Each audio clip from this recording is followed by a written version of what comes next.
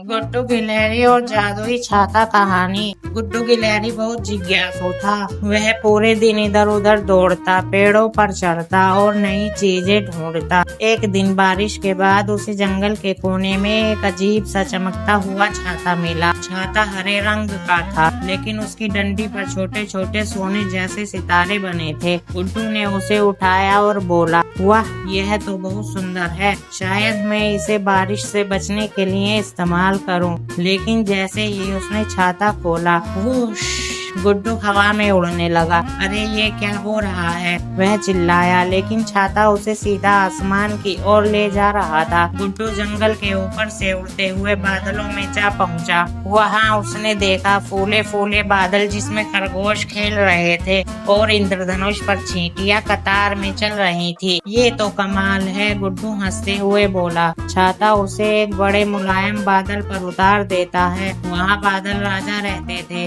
एक गोल मटोल सफेद बादल जिनकी मूछें कपास जैसी थी। बादल राजा ने कहा, गुड्डू, यह जादुई छाता तुम्हें मिला है क्योंकि तुम हमेशा नई चीजें सीखना चाहते हो, लेकिन इसे संभाल कर रखना। यह तुम्हें जहाँ तुम सोचोगे वहाँ पहुँचा सकता है। गुड्डू की आंखें चमक उठी। उसने सोचा, अगर मैं समुद्र देखना चाहूँ, बस सोचते ही वो छाता फिर से उड़ने लगा और पल भर में वह नीले चमचमाते समुद्र के ऊपर था। उसने नीचे डॉल्फिन को कूदते देखा और कछुए को तैरते हुए देखा। गुड्डू ने दिन भर जगह जगह घूमकर देखा, रेगिस्तान के ऊंचे ऊंचे रेत के टीले, बर्फ से ढके पहाड़ और फूलों से भरी घाटी। शाम होते होते उसे अपना घर याद आया। उसने सोचा, मुझे वापस जंगल में जाना चाहिए। छाते ने तुरंत उसे उसके पसंदीदा पेड़ के पास उतार दिया। गुड्डू ने छाता मोड़ा, उसे ध्यान से अपने घर में रखा और मुस्कुराया। अब उसके पास एक राज था, एक ऐसा छाता जो सिर्फ बारिश से नहीं बचाता बल्कि सपनों को भी सच कर देता है। उस रात गुड्डू ने सोचा, कल मैं कहाँ जाऊँ,